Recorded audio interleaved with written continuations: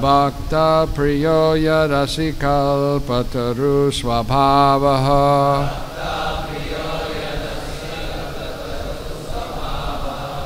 Chitram tavehi tamaho mita yogamaya. Lila vishvishta bhuvanasya visharadhasya.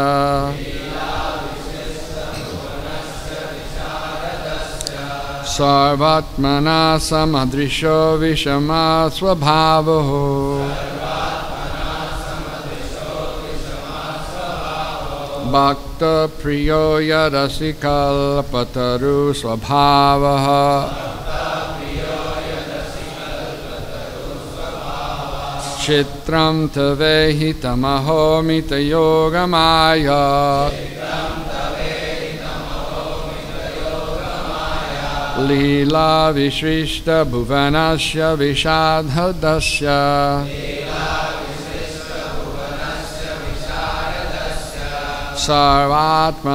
Sarvatma mana samitrisho vishasam svabhavo. Bhakta priyo yadasikal-pataru svabhavaha.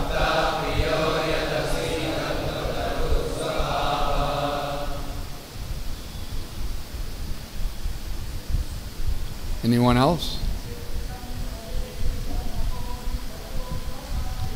Chitram tavehi tamaho mita yogamaya. Liva vishvishta bhavanasya vishadhadasya. Sarvatmana samadrisho.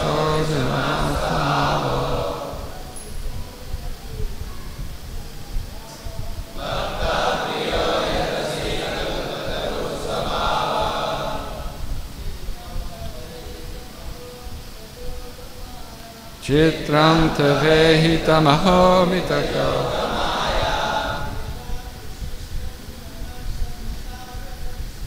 Lila vishvishta bhuvanasya vishadhadasya.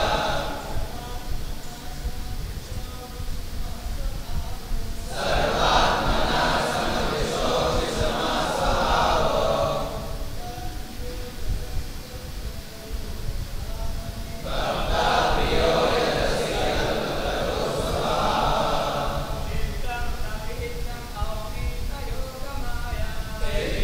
Tavehi tamaho mita yogamaya. Liva vishvishta bhuvanasya svidharasya. Sarvatmana samadrisho vishama svabhavo. Bhakta priyo yadasikal-pataru svabhava. Chitram tavehi tamaho mita yogamaya. Lila vishvishta bhuvanasya vibhosya.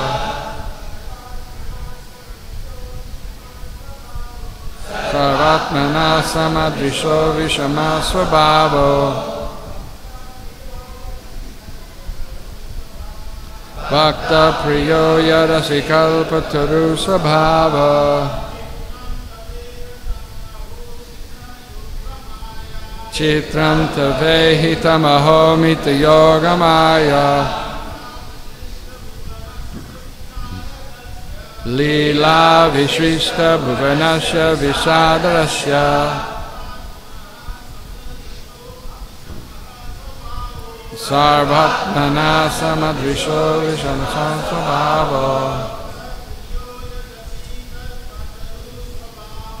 Bhakta priyo yadasikal-pataru svabhava.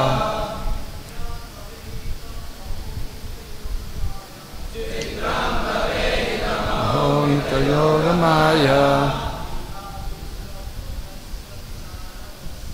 Lila vishvishta bhuvanasya sridharadasya.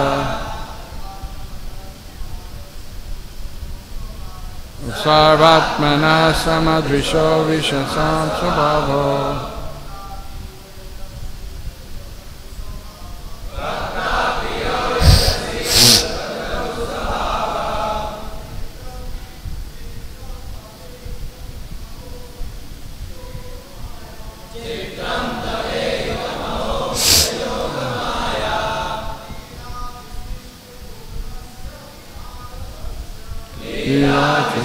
Bhuvanasya visharadasya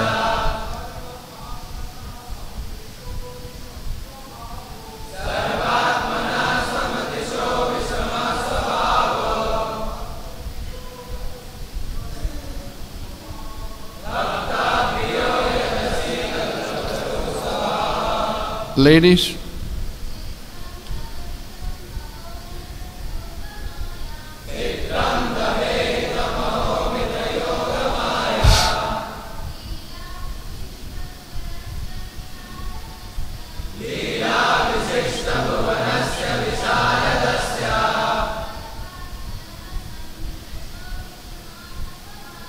Sarvatmana samadrisho vishama svabhavo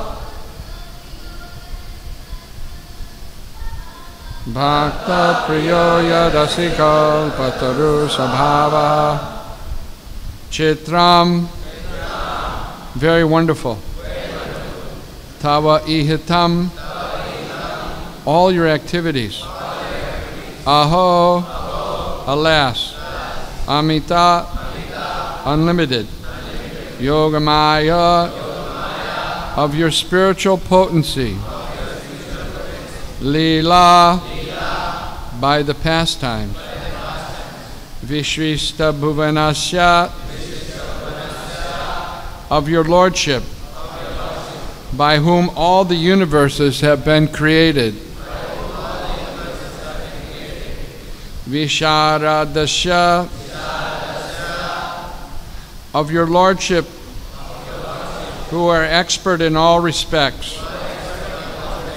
Sarva Atmanaha, of your lordship, who pervades all. Samadrishaha, and who are equal toward all. Avisamaha, without differentiation. Swabhavaha, that is your characteristic. Bhakta priyaha, under the circumstances, you become favorable to the devotees. Yat, because. Asi, you are. Kalpataru, sabhavaha, having the characteristic of a desire tree. Translation. O my Lord, your pastimes are all wonderfully performed by your inconceivable spiritual energy, and by her perverted reflection, the material energy, you have created all the universes. As the supersoul of all living entities, you are aware of everything, and therefore you are certainly equal toward everyone. Nonetheless, you favor your devotees. This is not partiality, however, for your characteristic is just like that of a desire tree which yields everything according to one's desire. Purport. The Lord says in the Bhagavad Gita, chapter 9, text 29, Samoham sarvabhuteshu name dveshosti na priyaha ye bhajanti tumam bhaktya mayi te teshu chapyaham. I envy no one, nor am I partial to anyone. I am equal to all. But whoever renders service unto me in devotion is a friend, is in me, and I am also a friend to him. The Supreme Personality of Godhead is certainly equal toward all living entities. But a devotee who fully surrenders to the lotus feet of the Lord is different from a non-devotee. In other words, everyone can take shelter of the lotus feet of the Lord to enjoy equal benedictions from the Lord. But non-devotees do not do so, and therefore they suffer the consequences created by the material energy. We can understand this fact by a simple example. The king or government is equal to all citizens. Therefore, if a citizen capable of receiving special favors from the government is offered such favors, this does not mean that the government is partial. One who knows how to receive favors from the authority can receive them, but one who does not neglects these favors and does not receive them. Therefore, there are two classes of men, the demons and the demigods. The demons are fully aware of the Supreme Lord's position, and therefore they are obedient to him. But even if demons know about the supremacy of the Lord, they purposely defy his authority. Therefore, the Lord makes distinctions according to the mentality of the living entity. But otherwise, he's equal to everyone. Like a desire tree, the Lord fulfills the desires of one who takes shelter of him, but one who does not take such shelter is distinct from the surrendered soul. One who takes shelter at the lotus feet of the Lord is favored by the Lord, regardless of whether such a person is a demon or a demigod. Om Ajnana-timirandasya Jnananjana Shalakaya Chakshur Unmeditam Jena Tasmai Shri Gurave Namaha Mukam Karoti Vachalam Panghum Langayate Grim Yat Kripa Taraham Bande Shri Gurun Dinataranam Varanananda Madhavam Shri Chaitanya Ishwaram. So,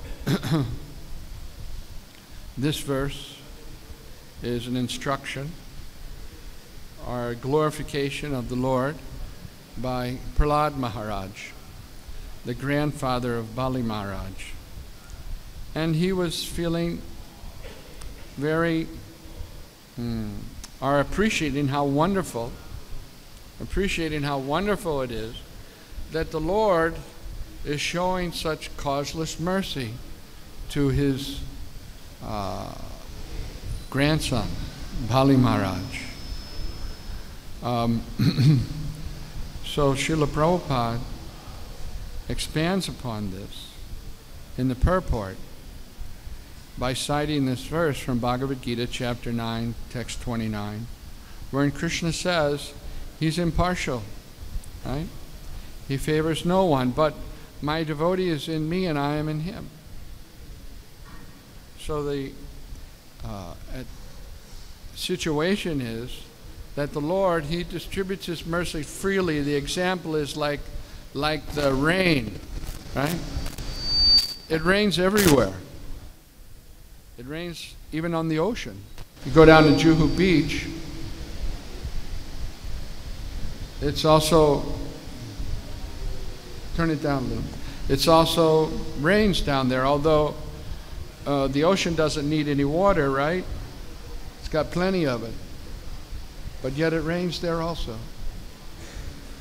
So in the same way, the Lord distributes his mercy everywhere. But some persons, namely the devotees, they're able to catch up the mercy of the Lord and to utilize the mercy of the Lord. The example Srila Prabhupada gives in the purport is that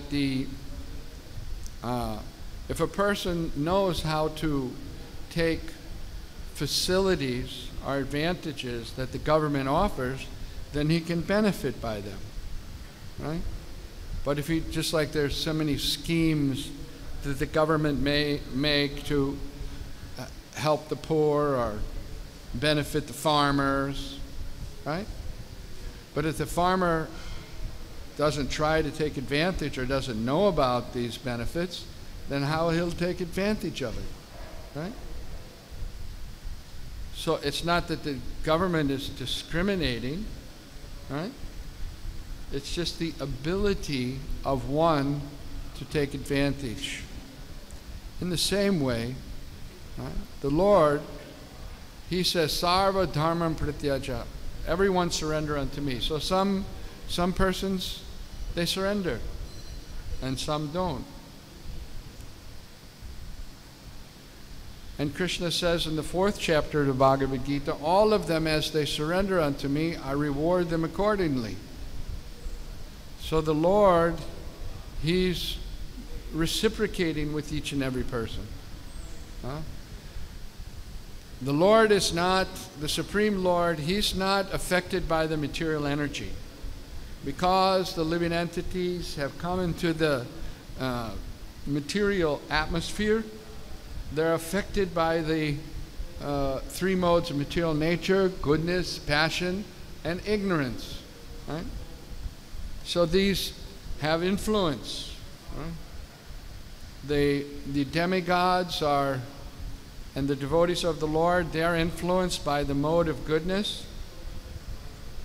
The demons, they're influenced by the mode of passion.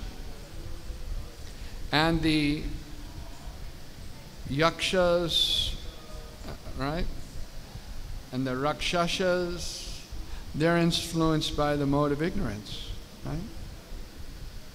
So whichever mode predominates, right, that section of society will become very prominent, right? Like nowadays, the mode of goodness is very less, right? So what is the predominant mode now?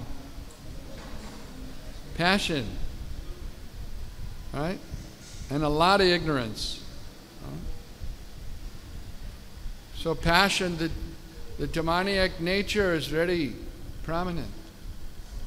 That's why we see that people are very much inclined towards making big projects, right, that really don't benefit anyone. Right? They want to make automobiles. So what's the benefit of an automobile? Previously, people were more in the mode of goodness, and they got from one place to another by a bullock cart. They transported goods. In fact, even now, if you go down to Kolhapur, right, that's the sugar belt. And there in Kolhapur, they have one kind of bull. It's called Kilari bulls. You ever seen them? They can pull huge stacks of sugar cane, as much as a truck, almost as much as a truck. And most of the sugar cane is transported in that way down there, from the farmer's fields to the sugar mill. So things got done. It's not that things didn't get done before trucks, right? But due to the influence of the mode of passion, this idea that we can make something better and bigger, but then you require diesel. In order to buy diesel, you have to have foreign currency. In order to get foreign currency, you have to do so many manipulations, right?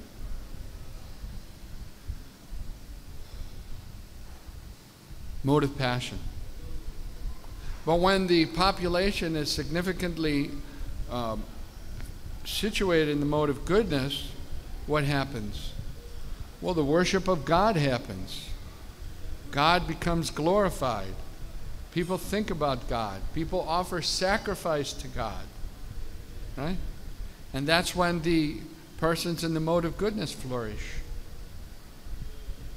So the Lord is not affected by goodness. He's not affected by passion or ignorance.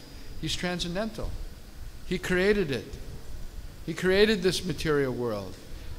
Directly and indirectly, He controls the material world. So it's not his partiality that the demigods flourish, right? But yet, at the same time, another example is given by Srila Prabhupada. If there's a very rich man and he gives in charity, right? Munificently, he gives in charity, right? But at the same time, he'll have a special affinity for his own children. Isn't it? Isn't that natural? In the same way, the Lord gives to everyone. Right? He even gives that can't use it all. The rain falls on rocks. Right? But still, he has a special feeling for those who are completely surrendered unto him. Ye yatamam prapadyante tangs tataiva bhajami aham. All of them, as they surrender unto me, I reward them accordingly. And this is natural, Srila Prabhupada said. It's not about partiality. Right? Look at the impartiality of the Lord. Right? Shishupal was always blaspheming Krishna. Always. At the Rajasurya sacrifice, right, of Yudhisthira Maharaj, the assembly there, right, came together to glorify the most important person at the sacrifice. So there was settled up Krishna, naturally, and Sahadev stood up and said, the first person to be worshipped at this sacrifice should be Lord Krishna, the Supreme Personality of Godhead. And then Shishupal stood up, and Shishupal said, now I can understand what is the power of the material energy. When it can be suggested that a crow like Krishna should be worshipped at this sacrifice. Blaspheme. Bhima immediately grabbed for his sword. He wanted to immediately cut off the head of Shishupal. Right? Krishna said, wait. And you all know why. He had a few more blasphemies to get to before. But when finally he reached his 100th blaspheme, right, following the request of Shishupal's mother, right, Krishna killed him with his Sudarshan chakra. Such a demon, right? But the whole assembly could observe that the soul of Shishupal, the shining bright light, came out of the body of Shishupal and merged into the Lord's body. Right? So, such a demon got such a exalted position. Right? So isn't that proof that the Lord is equal to everyone? Right? Kind to everyone? He's not partial to anyone. But for those who can take advantage of his mercy, they have special facilities, right? And that facility is that they always are thinking of how to serve the Lord. The devotees of the Lord, they're always considering how to serve the Lord, right? And the pure devotees of the Lord, they never consider how to take something from the Lord. They only want to give to the Lord. They're very particular not to take anything from the Lord. And there's a nice story in this connection. You want to hear that story? Oh, I don't hear anything. Everybody say yes. Okay. I just want to make sure you're with me here. Srila Rupa Goswami was living in Vrindavan, and they were busy writing books. You find advanced devotees, they're always connected with books, literature. Like the example of our Guru Maharaj, Srila Prabhupada, was, although he was doing many things, but his main service, he felt, was translating his books. So like that, one day, Srila Rupa Goswami, he thought, you know, it would be nice if I could make a nice feast and invite my brother, Sanatan Goswami, to come for the feast. So he was just thinking like that, right? And then all of a sudden, this young girl comes, beautiful, very beautiful young girl comes, and she says, there was a festival in our house, and they told me to come and give you these things. But there was, you know, ghee and sugar and atta and sabjis, all these things. So Rupa Goswami, he asked, well, which village are you from? Well, I'm from a village nearby. Really? I've never seen you before. No, I live here. You please accept these things. So he took them, and he made a nice feast for his brother, Sanatan Goswami, and he invited him. Come and take prasadam. So Sanatan Goswami was very happy to see nice sabji, paratha, rice, dal, sweet rice, right? Paramana, they call it, paramana, right? But he thought, you know, you're living here, you don't have any job. When you go out and you're hungry, you get 1 or 2 chapatis by doing madhukari. Where did you get all these things? He said, oh, one young girl came in the morning, she had all these things. He said, what did she look like? Oh, she was very attractive, and he was describing her. And he said, oh my goodness, you've taken service from Radharani, right? We're here to do service for Krishna, and yet you've taken service from Krishna. Oh, he was very unhappy, right? So this is the mood of the devotees. They go out of their way to please the Lord, and they don't want to take anything from the Lord, nothing in return. Right? Therefore, if the devotee studies all these qualities of the Lord and qualities of the Lord's devotees, he can hope, no matter what his situation is, that he can absorb some percentage of those qualities, something, glean something from that. Right? And this is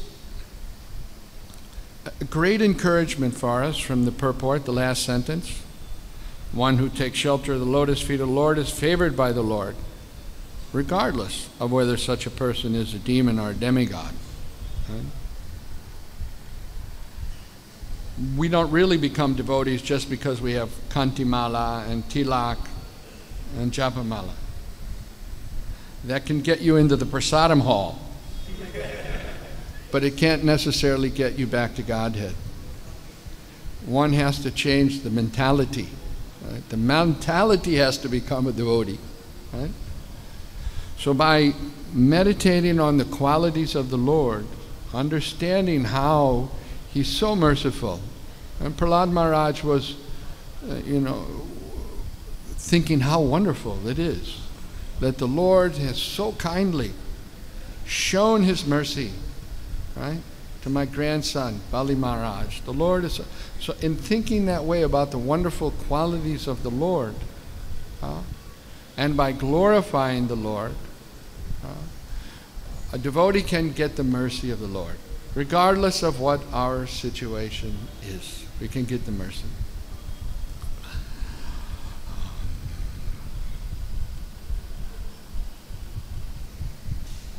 One other example of the Lord, glorifying the Lord here in the purport, is that the Lord is like a desire tree. Right? The desire tree can give you whatever you like. So the Lord is like that. He's ready to give to, it's not that the demons don't get rain. They get rain. It's not that they don't get air. They get air. It might be polluted air, but even the devotees are getting polluted air, right?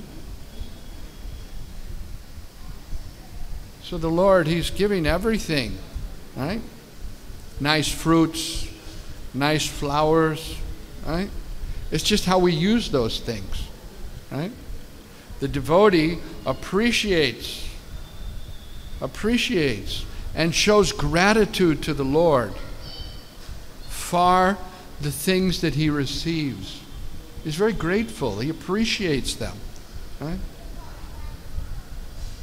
And even the non-devotees may appreciate. They may appreciate the nature, right? The bounties of nature. They may appreciate that. But their appreciation is not complete because they don't know the source of all these facilities, right? Whereas the devotees of the Lord, they appreciate, but they also have complete knowledge. They appreciate from whom these things are coming.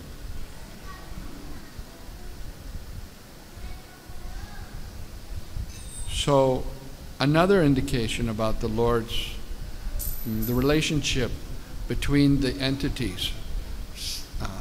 Some have complete knowledge, and that's the mercy of the Lord, and others, their knowledge is incomplete. So, as devotees of the Lord, we should endeavor to see the Lord's equanimity amongst all living entities and all creatures, right? And at the same time, try to take advantage of the Lord's special mercy so that we can satisfy the Lord and at the end of this life go back home, back to the spiritual world. Hare Krishna.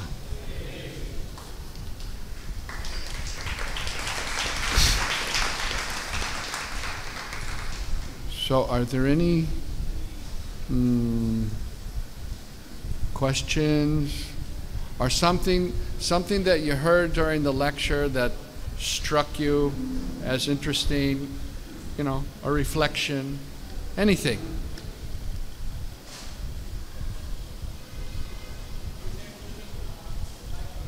Mike. Wait till Bhakta Mike gets there. Hare Krishna, Prabhuji. Prabhuji, you said by glorifying the Lord, one can get the mercy of the Lord in whichever situation he may be. You said by glorifying the Lord, one can get the mercy of the Lord, whichever situation may be. So, how to see or which kind of situation you are talking about? Because there are many situations, like one may be aparadhi and one may commit sin or whichever situation. So, how one can get the mercy of the Lord by glorifying in all these situations, abominable situations also? Well, that's a, you know,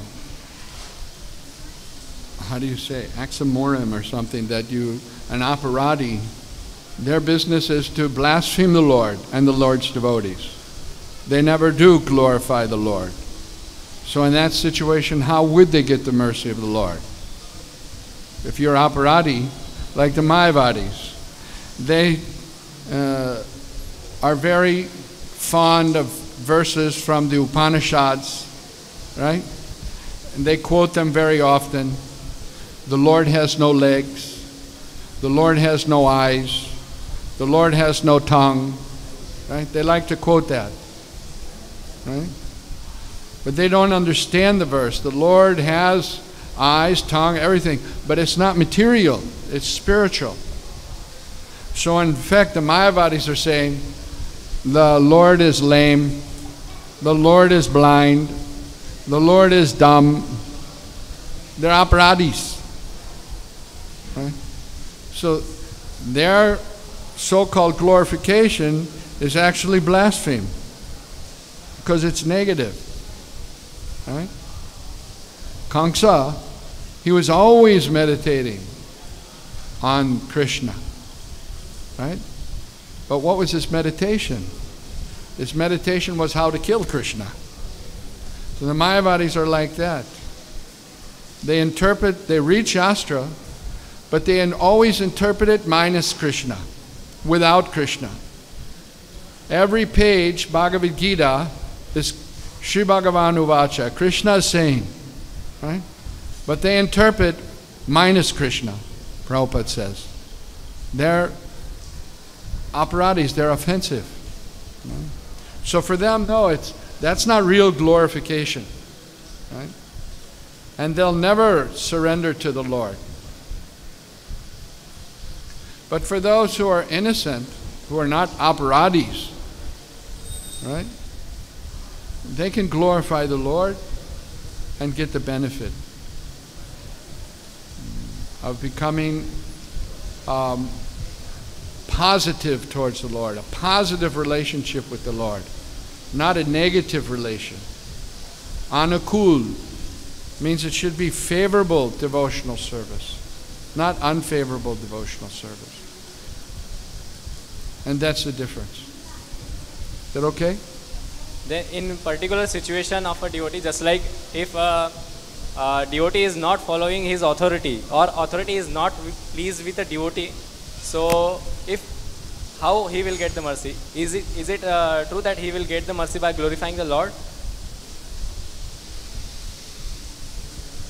Well, a devotee has an authority, and you're saying that if the devotee is not pleasing the authority, how will he get the mercy of the Lord?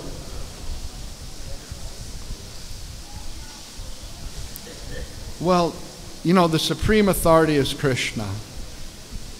And Krishna is very difficult to understand for the conditioned soul. So he gives a facility by sending his representative in the form of the spiritual master. Although the closest person to us in our life, the closest person, right, is not your mother, it's not your father, it's not your girlfriend. Oh, you don't have a girlfriend, sorry. It's a Paramatma. He's residing right there in our hearts. He's with us always, observing our activities. Right? But we pay him very little attention due to our conditioning by the modes of material nature. Right? But yet he's so kind. He sends his external manifestation in the form of the spiritual master to guide us, to engage us, so that we, and Krishna mentions that in the Bhagavad Gita, the process, the secret of success. Tadvidi pradipatena pariprashnena sevaya upadekshanti te jnanam jnaninas tattvadarshanaha. Whatever we do in life, we have to do it with some knowledge, some pre-thought. And whatever you do it like that. You don't go to college just because you woke up one day and you had a whim. Oh, I think I'll go to college. No, you've thought about it. You understand that if I go to college and make that effort, that I'll be better situated to deal with the world later on, isn't it? In the same way, it's a matter of choice. It's a matter of understanding that I please the representative of Krishna so that ultimately I can please Krishna, who otherwise is very difficult to know. Right? Is that okay? Thank you. And generally speaking, we're here to be servants. Everyone has the name that's initiated Das. But over and above initiation, we're all servants. Right? No one can live without serving. That's our inherent characteristic, is to serve. We're happiest when we're serving. We're happiest when we're serving. Right? Everyone sits down to eat prasadam, right? We're hungry, we're angry. And everyone's enjoying the prasadam. But those who serve the other devotees prasadam, they get more happiness. Because our natural instinct is to render service. Right? So when we do that in relationship with Krishna, we're in our natural position. And how better to serve is to serve the devotees of Krishna. He becomes more pleased by rendering service to his devotees than even trying to render direct service to him.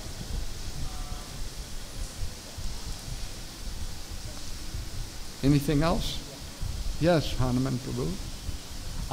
Hare Krishna. Prabhuji, I have a comment on this class. Few minutes. Today, Krishna is very much pleased. So it is raining so nicely. A nice rain. Nice rain, yes. Yeah. Cooling, smooth.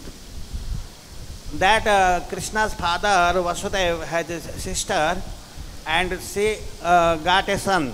When she got a son, that was Shishupal, and he was born with four-handed and one eye extra on his forehead. So she wanted to throw him in the garbage because it was unnatural child. So that time there was Akashvani told her that don't throw this child, he will become great king later on.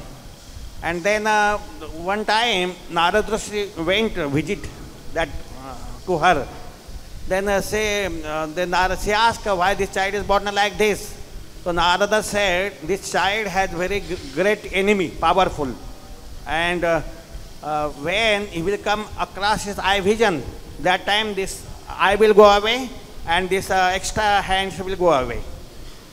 So once Krishna Balaram went to see her auntie, his auntie, and she gave nice prasadam and feast very nicely. They were very much pleased. And then they gave the child on the lap of Krishna. And Krishna saw the child. Then this eye go away and hand also go away. That time she start crying and very much anxiety that he will be killed by Krishna. So she said, I beg for you that 100 times if he makes commit offense, you please forgive him. So Krishna promised that I will forgive him 100 times, and if he exceeds more, then I will deliver him. I will give him Uddhar. So this is Krishna's special mercy upon Shishupal. Jai. He was delivered by Lord Krishna. Hare Krishna. Hare Krishna. Krishna Murari has a question. Yes, Krishna Murari Prabhu. When Rupa Goswami make the feast and Radharani supply everything, then what about Sanatana Goswami? He accepts his prasad or service or not? I think he did accept it. Yeah, I think he accepted it. Yeah, the story goes like that. He wondered after he ate where it came from. If you get a nice feast, don't worry where it comes from. Just eat. Then worry about later. Baad mein sochega. Yes.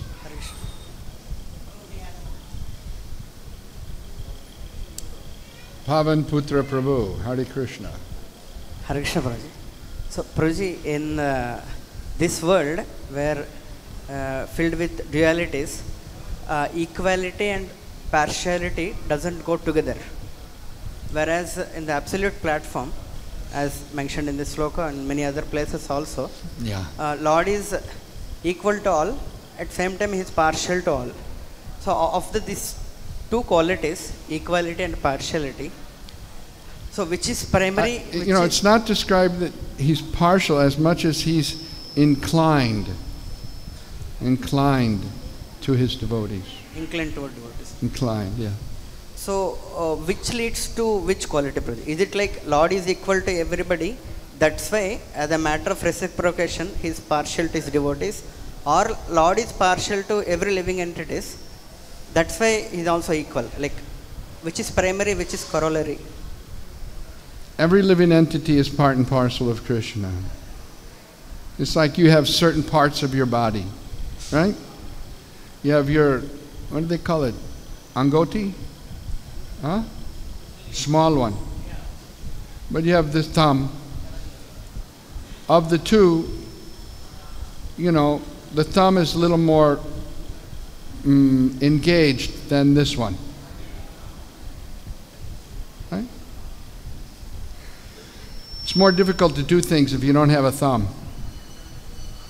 But if you don't have a little finger, you can still get your job done. Right?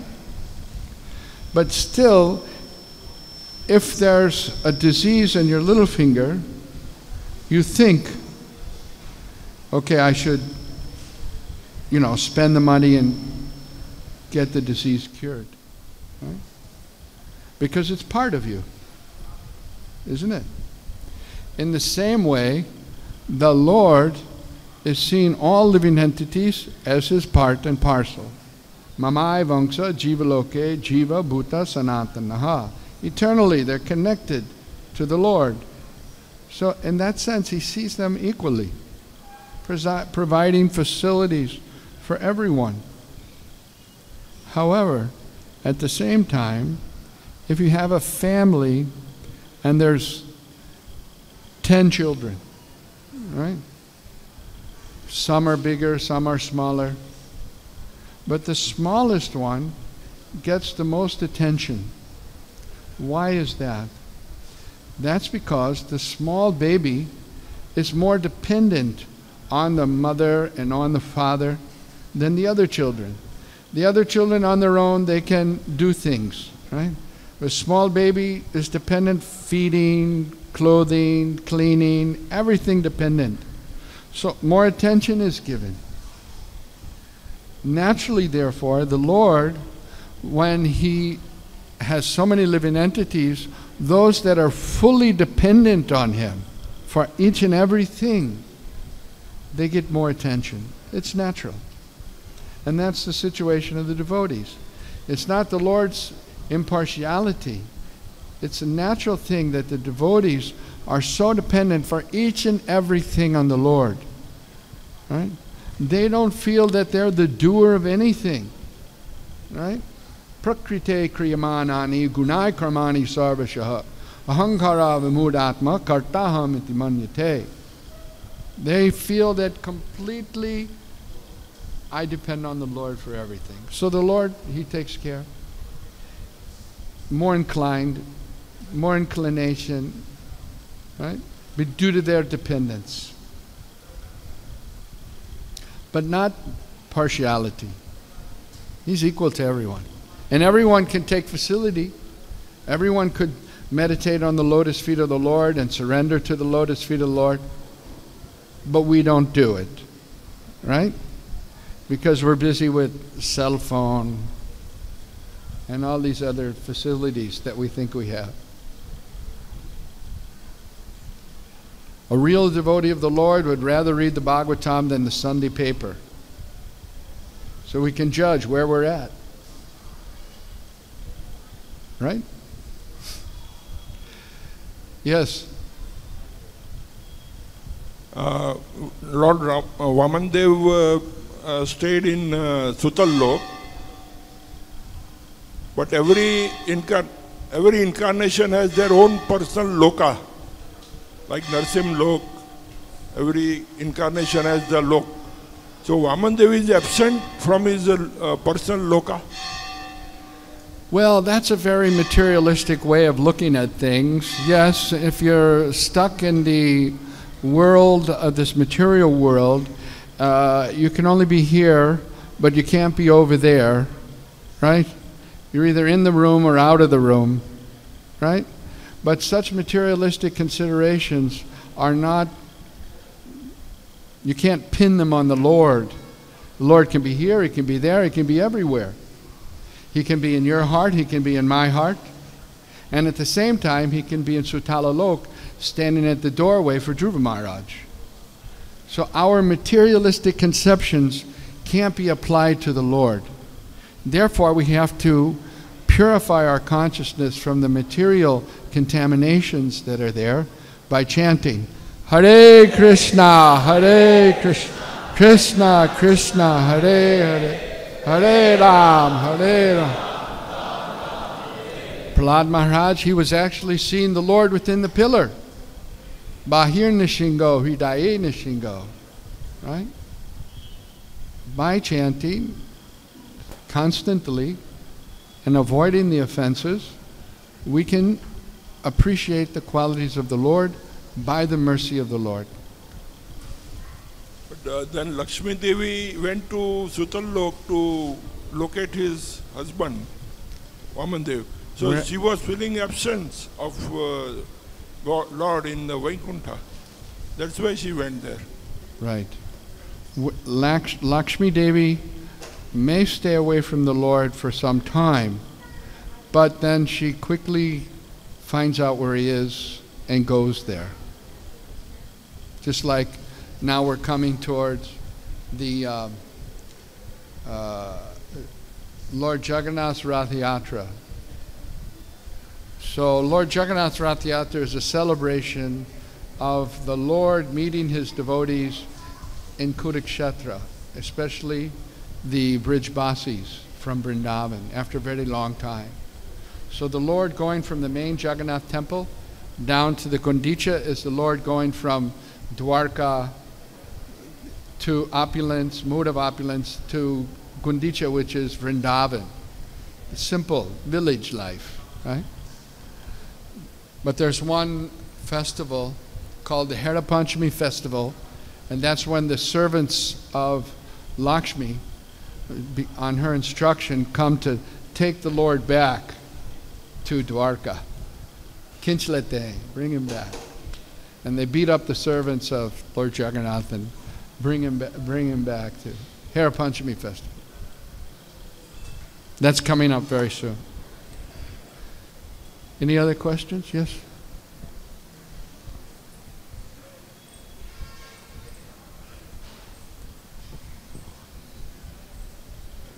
Hare Krishna. In the beginning you mentioned that nowadays passion and ignorance is more prevalent, goodness is very less. So how in this living in the modern city like Mumbai and still practicing devotional service, surrounded by all kinds of technology, we can increase or develop mode of goodness? Although the influence of Kali Yuga, especially in a city like Bombay, is very prominent, but this, at the same time, the devotees can insulate themselves from Kali Yuga. Just like if you go in a very cold climate. If you live in Bombay, you don't know what a cold climate is, but if you live outside, if you go to the Himalayas, it gets pretty cold there, or even in the West. So you have to insulate, right? So that you're protected from the cold. So the process of devotional service is like an insulation from the effects of Kali. It begins by good association and hearing, like we're doing right now, sitting and hearing from Srimad Bhagavatam, purifying our consciousness, by engaging in deity worship or observing the deity worship, right? And by chanting the holy name of the Lord, performing Sankirtan. It's not that we're just keeping away from the world, we go out. We meet the people of the world, but we're giving them Krishna consciousness. We're giving them association. We're not taking their association. And that way we always remain insulated from the effects of Kali Yuga and the modes of passion and ignorance. We get up early. Non-devotees don't get up early. Sunday, nobody gets up early, right? You tell the karmis who have worked so hard, please come 4:30 in the morning, Sunday morning, Mangal Arti. They say, "Hey, kya baat karte ho?"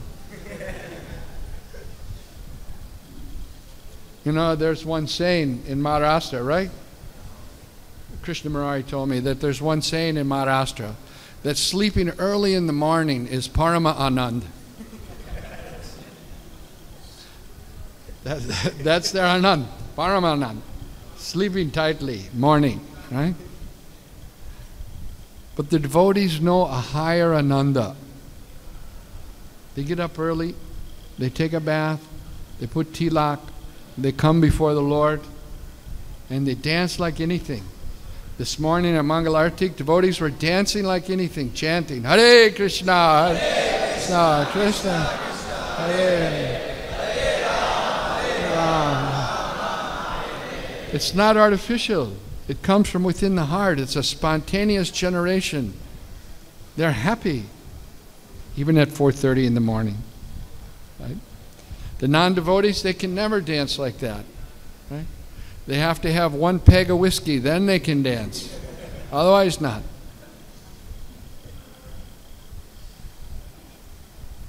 That's Kali Yuga. But we're protected. We have that shield around us. And that is our devotional practices. Yes? Last question. Guruji, thank you for the class. Guruji, in the purport, Srila Prabhupada mentions about one who knows how to receive favors from the authority can receive them. So Prabhupada is comparing here with the good citizen. He gets favor from the government. So, and seeing this statement that one who knows how to receive favors from the authority can receive them. So, like at our stage, someone may take may not understand this statement, like, we as practicing devotees, like, I may not understand this statement very clearly, thinking that this kind of favor is to, flatter the authority so that I can, get the benefit out of it, like say Mahaprasad. Or give some bakshish. Yeah. Some goosh. Hafta. So, that's what you're saying? Yeah. So then, a devotee can make, can go on making so many contacts in the temple, thinking that I am now knowing how to get favors from the authority. So if you can help me understand that what is the spirit behind this statement when Prabhupada tells, how we can put heart into this statement and try to follow this. And what is that, how to receive that exactly, what Prabhupada means. So yeah, there's the legal way to get favors from the government, and there's the illegal way to get favors from the government. The illegal way is goosh, hapta, bribe, right? These kind of favors we're not interested in. There's legal schemes.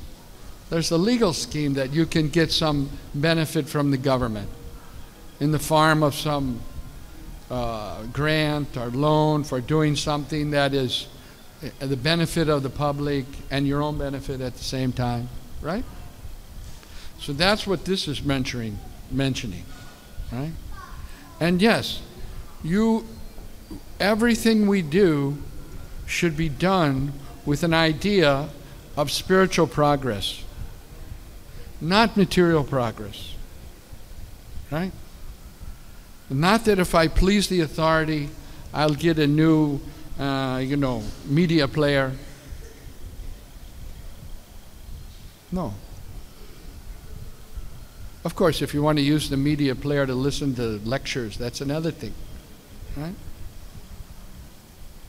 But we should try to please the authority, because that's what Srila Prabhupada wanted us. He wanted us to work cooperatively for the spreading of Lord Chaitanya's movement. If that's our move, then we'll be progressive in our spiritual life.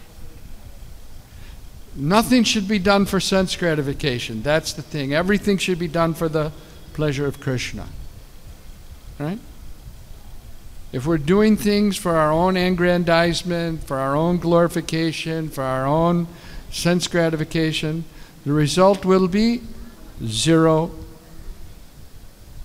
Moroseness, unhappy, dissatisfied. And on the other hand, if we do things for the glorification of Lord Chaitanya, we'll become happy. We'll feel to dance more and more without cessation. Right? Okay? All right. Thank you very much. Grantaraj Srimad Bhagavatam ki. Srila Prabhupada ki, Nitai Gaur Premanandi, Hari Hari Bol.